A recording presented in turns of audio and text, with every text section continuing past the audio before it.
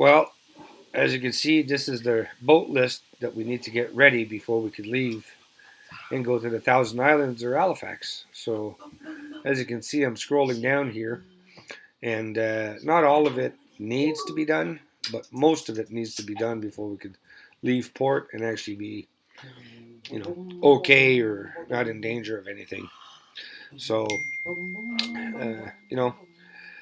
some of the stuff like the engine oil change, impeller checkup, and leaks in the water system for especially when we go in salt water are very important. But some other stuff like changing the spark plugs in the dinghy can be done just about anywhere. So let's see what we did this week. Again, sorry for the wind, guys. Hopefully I won't have to do a voiceover. But as you can see, the mast is in now. And we have changed just about everything on it. Now, I don't know if you're going to be able to see, but I'm going to zoom in a bit. There we go. Now, every single line, fixture, light, halyard, and even if you look right above here, about here, you'll see we added a line for the spinnaker. Because last year we were using the spare halyard for the jib, but it wasn't the greatest. So now we have its own halyard. And if we come back a bit, we have these two deck lights along with the steaming light in the front that we rewired and put in fresh lights. It makes quite the difference. And along with the lazy jacks, which are all brand new lines. And if we come here on the deck, as you can see, we have a brand new line for the main sheet, and then here is the brand new metal cable with a braided 3/8 line for the main halyard, and the same for the jib halyard. And the only line that's been left that was the best one out of all of them is a used halyard for the second one at the top that we're using for the spinnaker last year. And that spinnaker line, which is brand new and in the front over here, is going to replace that line, and we didn't feel like a spare halyard would change anything in anybody's mind. Now, also on deck here, what we didn't have time to show you, but we have done lately, is these Doran's or wind scoops here. The plates here were actually set in with polyurethane for windshields, from what I gather. Now, I could be wrong on what material was used to install this, but at this point, it was coming off, and as I was doing the mast and stuff on deck, I realized that that's where the water was coming in on the inside. So what we did is we took it off, cleaned it up, and we put 4,000 3M 4000 UV protected silicone, which is removable but very, very elastic, but also it helps you with water seepage, and it lasts quite a long time. But just to help the matter, what we did is we pre-drilled, because this is teak, so you don't want it to crack. So we pre-drilled a hole, and then we made the hole in the plexiglass bigger so the screw wouldn't grab. And we also countersink the screws. And that's how we get a really sturdy cover. Now, we did the same for the other side. And that should stop all the water seepage. Now, today, we're going to be siliconing the companionway hatch cover. And we're going to be using 3M 4000 also. Now, this is the first day that it's warm enough that we could silicone it, or that it's not snowing. And yes, it was snowing at the end of April. Like we say, every year that we take off the cover or put a boat in the water, it snows. So we're going to be siliconing that and showing you that. And that'll be great.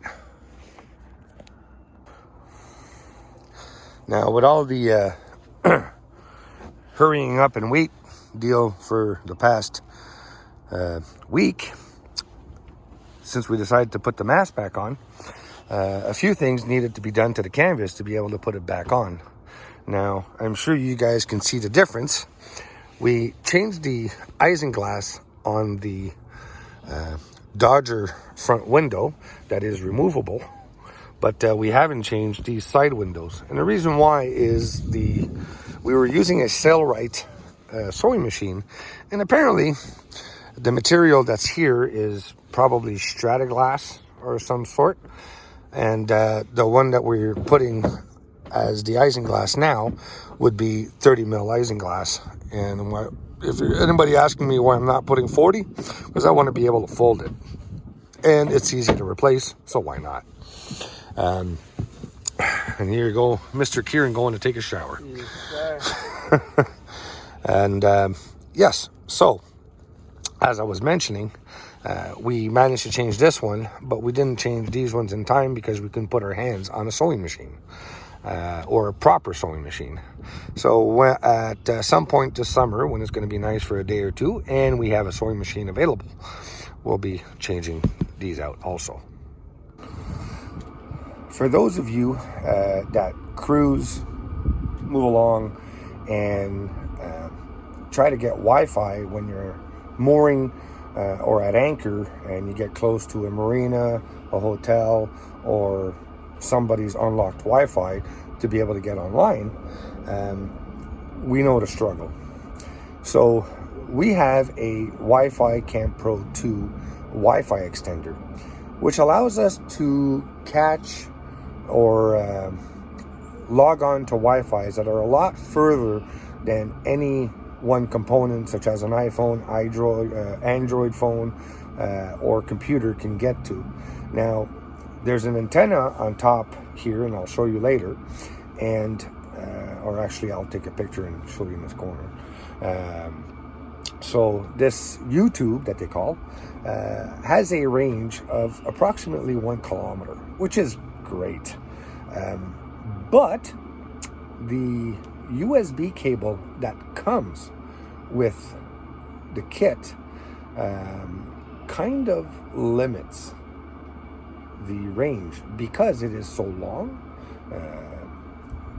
Don't get me wrong, when you're installing it on your boat, either putting it up the mast or down, or on our arch like we did, it's great.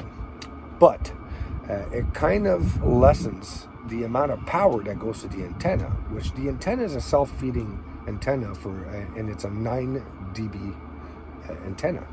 So what we did, and let me show you here, we have a USB 2.0 extension cord, but this cord is self-powering and it actually boosts the USB signal. Now, what this does is, with the normal wire that comes with the USB kit or the Wi-Fi Camp Pro 2, we get a realistic range with line of sight of about 500 to 700 meters. And we were getting, and I know I'm getting a little bit of, a little bit in details, but we were getting about 73 dBs gain on the Wi-Fi signal. That was roughly about 1,200 feet away. Now, replacing just the cable, mind you, we didn't replace any other component, just replacing the cable with a boosted cable, now we can get in the same position we get 43 dB gain on the exact same Wi-Fi signal. So we get almost double the strength. Also, since we get double the strength, we get almost double, if not triple, the range that we can catch Wi-Fi's. Now, there's a house that's about 600 meters west of us. There's trees, there's buildings, there's cars, and quite a bit of water between us. Like I said, it's about 600 meters, 700 meters away from us. And I get their Wi-Fi at the same strength that I used to get the Marina Wi-Fi with the original cable, which is incredible.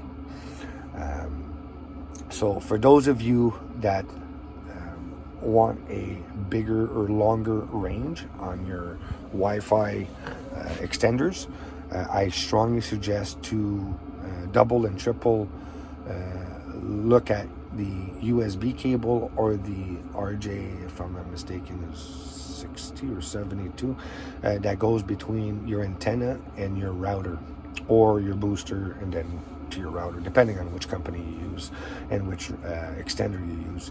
But the USB cable or any cable that's able to boost a signal off your antenna will greatly improve the range.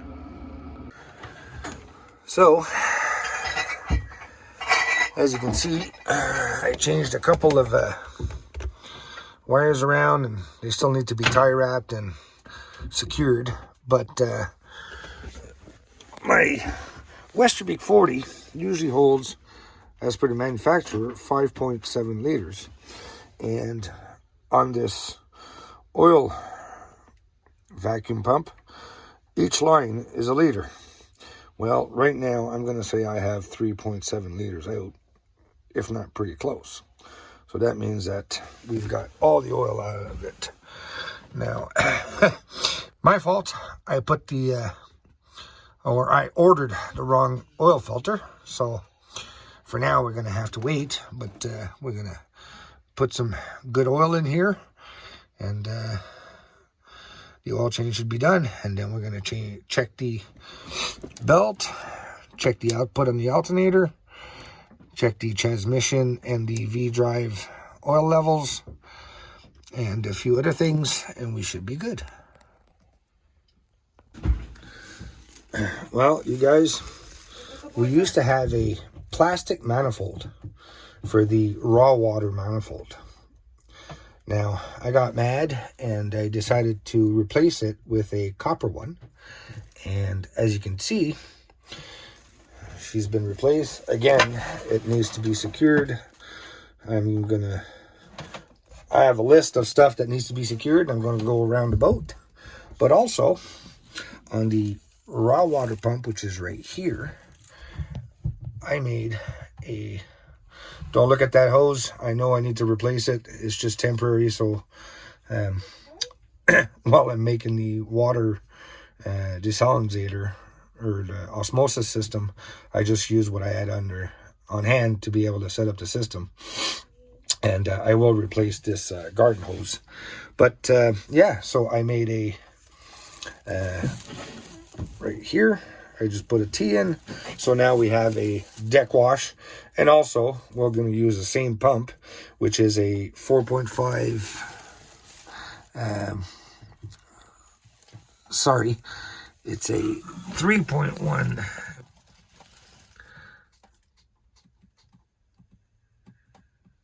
Or 13.6 GPM.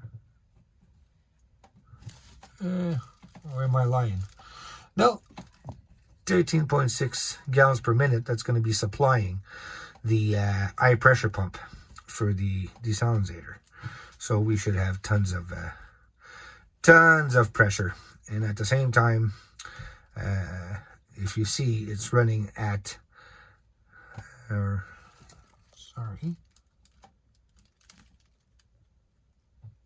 it's 3.6 gallons or 13.6 liters. I'm sorry, that's my bad. And it runs at 45 psi's, which is more than enough. And it does use 12 amps when it launches, but that's fine because the running amps are about 9. So, and here you go. And yes, this is quite the setup, but thankfully this is only for manifolds and such. And the tank, the black water tank, which we also installed a filter for it, as I showed you last week.